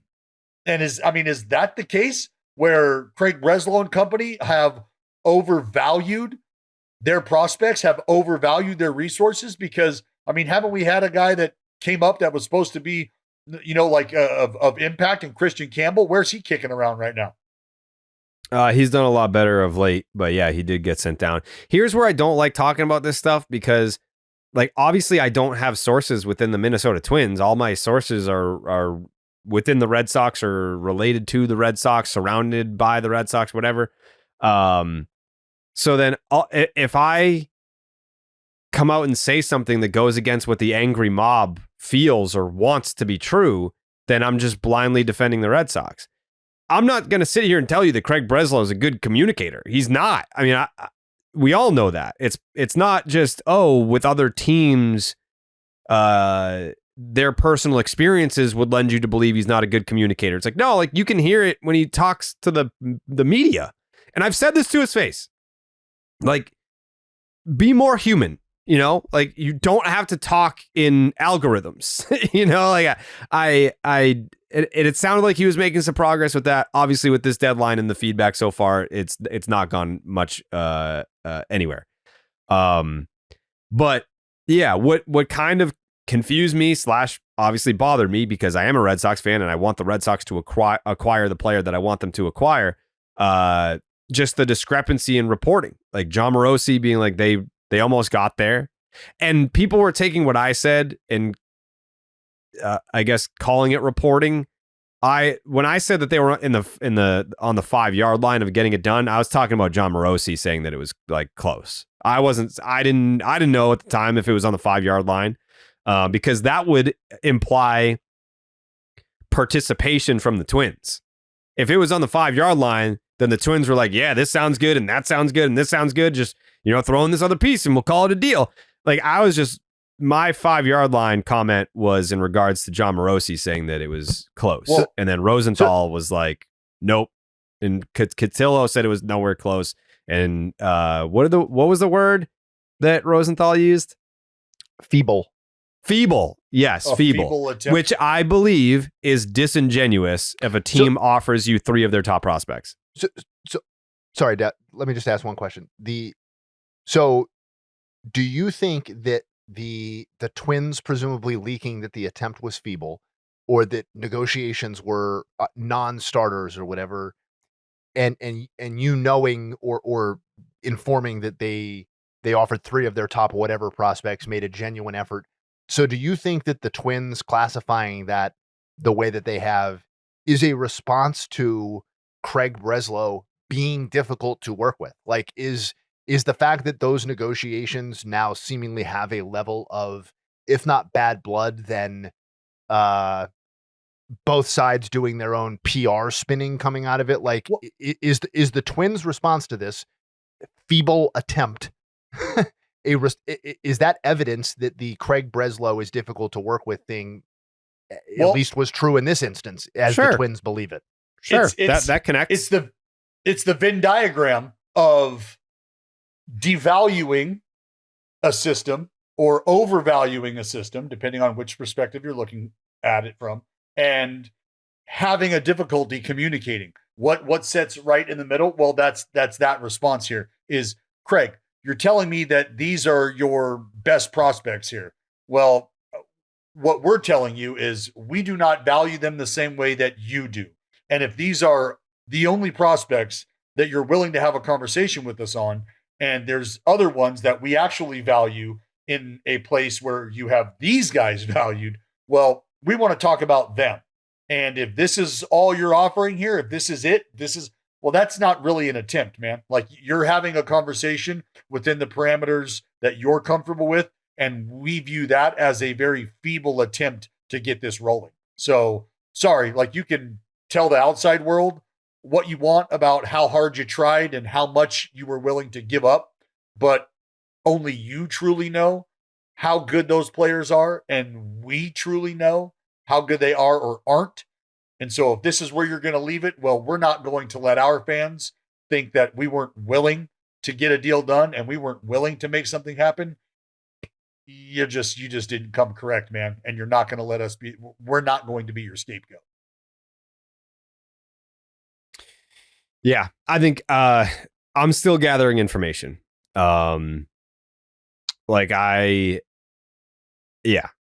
there's more coming out. I think there's more people that when I get over there this weekend are going to want to vent. I mean, last night was a big vent. Like I am the fucking free therapist for the Red Sox at times. Like, cause they're like, you're not attached to this. So I know that it's, I'm safe talking to you. But you also care about it as much as I do. So that's a thing. But I just, I look at it and I say, this doesn't line up, like these two sides had an encounter and it's almost like you weren't in the same place at the same time. You both of you are describing two separate events, like, yeah. Well, once we get enough removed from it, I think we'll get more context on how this played out, but I am certainly confused based on the things that I've heard from the Red Sox side of things. I am very confused to hear stuff like what Bob Nightengale just said, like like acting like they didn't even pick up the phone for Joe Ryan, but then you have people with the Red Sox being like, we threw the kitchen sink at this one. I'm gonna ask you something. Blood, sweat, and tears for Joe Ryan, man. Yeah. I'm gonna ask you something, and sure. You don't have to answer it right now, but just something. I mean, could we see a situation where there are people who are already as frustrated as they could be with how things have gone during Craig Breslow's short tenure where the idea of information finding its way out to the general public could be something that is done in an effort to shake things up. Are you indirectly asking me if people are telling me information so that I can relay it to the public to make Craig Breslow look bad? Not you directly, not you specifically. Okay. But the fact this that be Bob Nightengale. So I'll say this.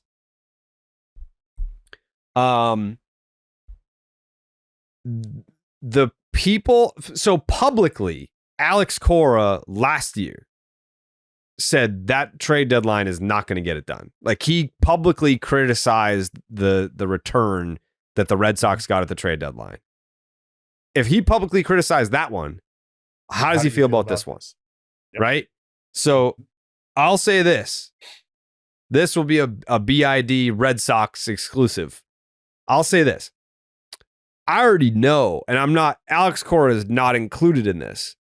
People within the organization were all like, not naming names, but you can figure it out. We already have that. Like that, like, it's just more of the same. Adding a Dustin May, who's, I'm assuming that's what they were talking about. We already have that. Why did we need to go out and get that? And we gave up that.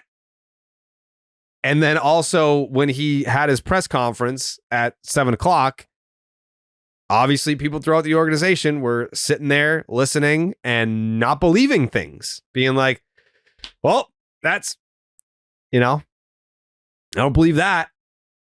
I don't know that he has the confidence of a lot of people over there. And how could you, when it's, so you have an off season where you go out, and this is why it's confusing, or maybe it's more of an indictment on the White Sox. How can he pull off a Garrett Crochet trade, but then you try and get Joe Ryan from the Twins, and it's like, yeah, no, like, can't communicate with that guy. Wouldn't Garrett Crochet be the more difficult trade to pull off? Or at least, like, he's a more highly sought after pitcher than Joe Ryan, and Breslow got it done. I'm sure Theo helped, but like, Breslow got it done. But that just goes back to my earlier point. How are we both in the same place detailing an experience in two different ways? I don't know. But I'm not going to sit here and tell you that Craig Breslow is a great communicator. He's not. And I think he has realized this. Like, I don't know why it took since the Rafael Devers incident, but after the Rafael Devers incident, he was like, oh, fuck, maybe I'm not the communicator I thought I was, and maybe I should really work on that. And after the Devers trade, I started to see him far more frequently on the field, talking to people, talking to reporters, talking to players, talking to whomever, if you were down in the field. Like, that frequency ticked up after the Devers trade. So I think he acknowledges that he's a bad communicator. By the sounds of the reporting that have come out over the last 18 hours, not a ton of improvement, it doesn't sound like. So, Well, I'll say this. You can interpret whether or not it's in defense of Craig Breslow. This time of year, you are always probably overvaluing your resources in defense of what your game plan is, or what your game plan now has become moving forward for the remainder of the year and into the next season. So what you're asking for at this time of season is always probably held a little closer to the vest by the folks you're negotiating with. And that very well could also be a part of this equation. So in the moment in time where they're trying to get the Crochet deal done, maybe things are not being viewed similarly as they are right now, and aren't being valued in a similar fashion as they are right now. We are talking about two different franchises as well, to your point about a potential indictment on how the White Sox do business. So we all understand that there's a lot of different variables here that impact what has transpired and how it's gone down. So I appreciate the openness and the honesty about how much you hate Craig Breslow and how much you believe Red Sox employees and fans alike hate Craig Breslow. I don't hate Craig Breslow. I'm still trying to figure out. I'm still trying to figure out like what he's about, and I think that this was a big trade deadline to fumble, and it's worse that it's 2 consecutive. But again, I go back to the Crochet deal. He fumbled the trade deadline last July, but then he followed it up by trading for an ace in the winter. So it's not good. Like, you definitely don't want to be the guy where it's like, I fuck up a lot, but I make up for it. You know, like you don't want to be that guy, right? Like, that's the well. To that point, are you concerned now that we're talking it out that the Crochet acquisition is the one-off, is the thing that's not repeatable for Craig Breslow, and that all the other stuff is the Craig Breslow, the two failed trade deadlines, and that he just kind of took advantage of the White Sox? Maybe it's not that I believe that it's a one-off, and it's not that I think that he took advantage of the White Sox, but surely it's much easier to make a trade like that when you have the 1, 2, 3 top ranking farm system in baseball. It's, can you identify the minor league talent now that you're a middle, because guys have graduated and you've traded guys. You're not the number 1, 2, 3 farm system in baseball. I don't know where they rank. I would guess somewhere between, 12 and 20, somewhere in that region. Can you pull off the big trade without the best ammo in the game? Can you do that? Because it is possible. Like, you see teams all the time, they don't have the top 5 farm system in baseball, but routinely they can pull off trades where they're acquiring really good big league talent. And I don't know. I think it was it's hard to say you don't have balls when you're the guy that traded Raffy Devers. Of course, you had the support of ownership. Like, ownership wasn't saying, you do it. It's your decision. I'm not going to tell you how I feel. I'm sure John Henry was like, get this guy the fuck out of here. And Craig Breslow just had to, your wish is my command. But Breslow did this understanding, I'm going to be the face of this. I'm going to be the guy that has to take the wrath, not you. So it does take some balls to do that for sure. And he obviously takes the wrath of it. But with the Joe Ryan trade, I think it was, well, we offered him 3 top prospects. How do you not, like, that's not my fault. Well, it's like, well, they wanted 3 top prospects and they also wanted one of your corner outfielders. And it's the same thing AJ Preller has to look at and digest. All right, I'm going to lose this trade in the court of public opinion, but am I getting my guy? I am? All right, great. Then I win. You guys can celebrate what you think you won, but in my mind, I won, and I don't, like, that's all that matters to me. So if Breslow is saying Joe Ryan's the guy, got to have him, then it's like, all right, yeah. In the short term, I'm sure people are gonna be like, he gave up what? But then when they see that Joe Ryan turns into, as it's just been described in my text messages very recently by let's call him a talent evaluator, the White Pedro. You've acquired the White Pedro to put behind Garrett Crochet. Then how much are you missing one of those corner outfielders? Don't know. But I know every 5th day I'm pretty happy. So I guess that was the separator.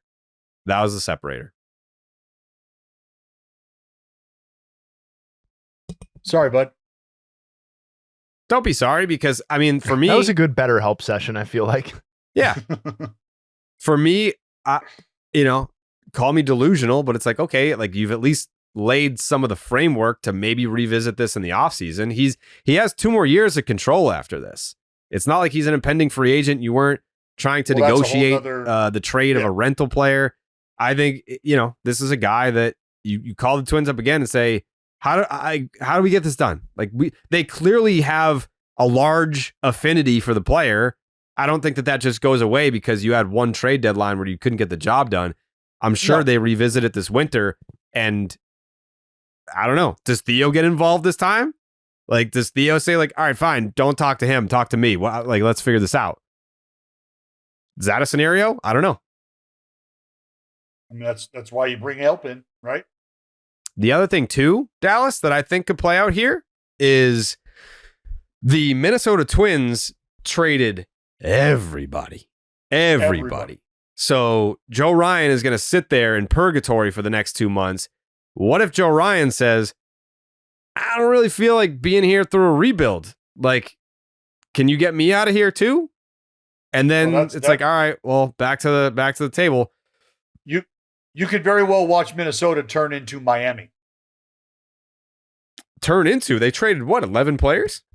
Yeah, Well, no, I mean with now what follows that is the players that are remaining are telling you almost, extorting you, saying, look, I'm you're going to get me showing up on the 5th day every 5 days. Outside of that, like, you have created a scenario where you can't expect anybody to be able to come in here and compete with any sort of thought about getting better.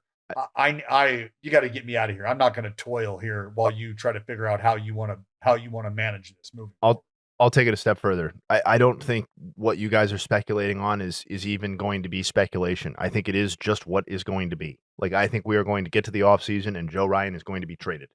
And whether the Red Sox are the team that gets that done or whether it's another team, like, we haven't really dove in on the Twins either on this podcast or a lot or on this episode, but like, this team is for sale, and the idea, and has been for some time, and the idea that they were motivated to shed $70 million of Carlos Correa's contract to get off of that is related to the fact that they are trying to sell the team and get rid of obligations for a new owner. And I think if you view it in that lens, and you view it appropriately, to your guys' point about trading 11 players or whatever it was, you view this as what it is, a rebuild, then I think, yeah, it could get real ugly in the interim for Minnesota, because this is not like we're doing a rebuild as this wave of amazing prospects is about to hit. Like, yeah, it's the Central, it's the AL, we get it. We know what the turnaround time can be in the AL Central, but if we're looking at this team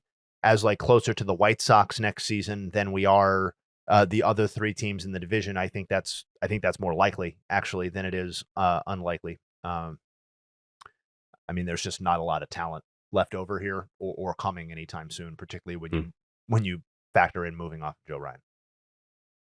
Yeah, and we haven't seen a real genuine Twins rebuild in quite some time. So if you've that's been exciting for a Twins. If you've been waiting for a real Twins rebuild, now's the time. The concern is obviously that with the pending sale, you just kind of don't know what the direction of that rebuild is right now. What's Joe Ryan lined up to fetch in arbitration this winter? Pretty penny, I'd bet. He made Second $3 million this year. So what? What's Double he projected? digits? Like 17 and a half? No, I don't know. Yeah, I have no idea. Well, either way, what's their projected payroll for next year? Their projected payroll based on who's on the roster right now. They have $48 million committed to next year's team. 48. So, yeah, this says that it's his first year of ARB, but that can't be true. Of Joe Ryan? Yeah. Yeah. CAA. Yeah, it says 26 is year 1, 27 is year 2, and 28 is year 3. It says I debated this with Lou Maloney for like 20 minutes. But I'm like, what I'm looking at here says that he, like, 28 is his 3rd year of ARB. No, he's a free agent, 28. Yeah, again, that's not what I'm looking at here. I don't know. Whatever. I don't give a fuck. He's not on my team. Boom. You know what I'm saying? Did you guys talk Yanks? Dabbled. Certainly Yeah. left some meat on the bone if you want to talk, if you've got some thoughts. Nah, fuck them. Got it. Oh, we got relievers. Cool, dude. Shut the fuck up. You know what I'm saying? I'm mad. You I'm heard? bitter. I've worked a lot this week. I also haven't eaten today. So, all right. We didn't prepare a family feud because this was all trade deadline stuff, Yep. right? We're gonna Yeah, correct. re-enter next week with some family feud. I mean, we win every time anyway. So it's like, are people Oh, expecting Are a different you result really or interested? Right. I mean, yeah? You guys taking a snooze because all we do is win, or No, well, that's good. We'll make sure that doesn't happen next time. that's not how that works. No, but it Say can Dom. be. Oh, Yeah. but it can be. Yeah. You got any Nugs to take us into the weekend, Justin Havens? Award-winning Yeah. Nugs, excuse me. I got some Nugs of the 185 MLB pitchers to log at least 30 innings pitched as a starting pitcher this season. Marcus Stroman's 6.23 ERA is the 14th highest. So that's not good. You don't want to be high on the ERA chart, obviously, for those tuning in for the first time. Taj Bradley, not one that we talked about, but from June 8th to, he was obviously the return in the Griffin Jacks deal going back to Minnesota. Maybe something to get a little bit excited about.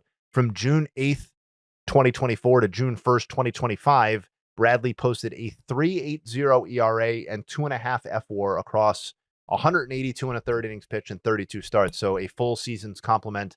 That plays. That's something to get interested in if they can figure out how to get Taj Bradley back on track over in Minnesota. They got some time. Charlie Morton dealt. I know we all kind of wrote Charlie Morton off as an old, washed, headed for the glue factory sort of guy after that brutal start. But since May 10th, obviously he's going to the Tigers or is already on the Tigers. 3.62 ERA in 14 starts, spanning 69 and 2/3 in innings pitched. Obviously, with the state of their rotation, at least the back end of it right now, going to provide some important bulk innings down the stretch. And who knows, maybe in the postseason as well. Like if you saw Charlie Morton throw postseason innings starts for the Tigers, would you be that surprised? I certainly wouldn't be. Jared, did you know that batters are hitting 111 against Dustin May's four-seamer this season? And that's the second lowest mark in Major League Baseball of all pitchers to throw at least 200 four-seamers? No, I did not know that. I believe his other pitches suck, though, right? So about that, batters are hitting 520 against Dustin May's cutter this season. Yeah. That's the second highest mark in Major League Baseball, minimum 100 pitches. So if he can take a little bit of that juju from the four-seamer and put it on the cutter, then maybe he might have something working. Or he might, or maybe just like four-seamer. learn a new pitch and stop throwing the cutter. It sounds like, yeah. Yeah, maybe that cutter is just, if people are hitting 520 off of it, it might be time to just mothball that pitch. Miguel Andujar, I mean, Dallas didn't have time to mention him among the great departed A's, but he's on his way to Cincinnati as well. Thank you for your service. Highest batting average against left-handed pitchers this season in a minimum of 40 plate appearances. So obviously a small sample size. Andujar, 422 this season. He's first in Major League Baseball. Shea Bangaliers, for the record, is number 2 at 407, the only other person above 440 plate appearances or more. The stoppable force and the movable object have collided at third base in Anaheim. The Angels' negative 0.9 FWAR out of third base this season is the worst among all teams in Major League Baseball. Unfortunately, Oswald Peraza's 452 OPS is the lowest of the 330 batters with at least 150 plate appearances in 2025.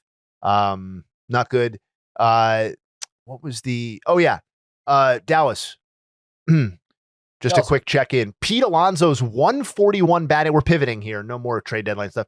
141 batting average in July was the lowest by a Mets player in the month of July, minimum 80 plate appearances, since Jerry Grote in 1966 when he hit 138. Jerry Grote sounds like a part of your body. But yeah, Pete Alonso, tough. So just, we haven't talked about jersey bets recently, at least not on this episode, but I did want to bring that back. Jersey bet, holla. 8 or more homers and 10 or more stolen bases in a single July in MLB history. Jose Ramirez did it this July. That's the second time he's ever done it. He represents 50% of all instances of doing that in a single July. Only Jeff Bagwell in 99 and Bobby Bonds in 1978 have done that in addition to Jose Ramirez. And then Carlos Correa. Obviously, if you want to throw an asterisk on this, that's your choice. I don't put asterisks on my stats, though.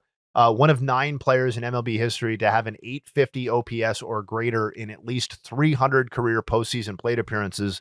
The other players, Reggie Jackson, Bernie Williams, Manny Ramirez, Chipper Jones, David Ortiz, Albert Pujols, George Springer, and Corey Seager. I brought up, we don't really know what we're getting from Carlos Correa. What I didn't mention there is that of all the people to get at least 300 plate appearances in each of the last 2 seasons, his year-over-year drop in OPS is the largest in Major League Baseball, 201 points. And this is not a nugget, but it is something that I wanted to ask DB, because obviously Jared had to kind of wear it here, and you got to kind of crow a little bit about how things are looking with the A's and the direction. Did you see the latest news though in the sports world, my man? For me, the latest in the sports world. Oh yeah, DB. Did you see it? I'm asking Dallas. Did you see what, like, maybe if we're talking gridiron stuff and like maybe a Micah Parsons saying thank you, Dallas?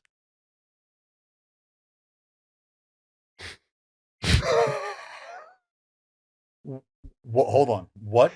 Yeah, what? and that coupled with Diana Rossini's report earlier today about how things have gotten so bad there that he's considering asking for a trade and or severing his relationships with the team.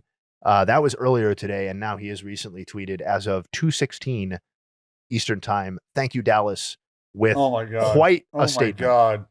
Oh my God. I'm not, bro. Yeah, I'm not going to read it. Yeah, it's a classic. We're not going to read all of this, but it ends with, "My trade request has been submitted to Stephen Jones personally." Wow. Well, I'm going to read all of that. That sucks, Dallas. That's karma for being a fucking asshole about the Red Sox. So, I mean, I lose Miller and Bednar in the same fucking day, and this is Bednar in this fucking thing. I lose Bednar. This guy's going to claim Bednar now. Oh boy. All right. Everyone enjoy their weekends. We'll be back talking ball as we've been known to do. Actually, this weekend we're probably going to be cooking up some new live streaming ideas. Someone threw out the idea of buying a wheel that we can spin for shit that we can make Milky do. The Milky Wheel? The Milky Wheel, yeah. Yeah, so we're going to get cooking on that. If I could ever get someone to like hook me up with like a fucking gaming console, I think we would do some like video game content. Save your fucking self. Save every bit of it. Yeah. There's a lot of stuff that we're talking about in the live streaming world. So I don't know how much you're going to get for that PS2 I gave you 9 years ago. But PS2, you say? 3? It was PS4. Fuck, it was PS4. I mean, it goes up. Might have been a PS2. It goes up, it goes down, it depreciates in value. It's it's crazy. It's like the stock market, Dell. All right, we'll figure it out. We'll see you guys on Monday. Enjoy your weekend, and we'll see you then. Wow.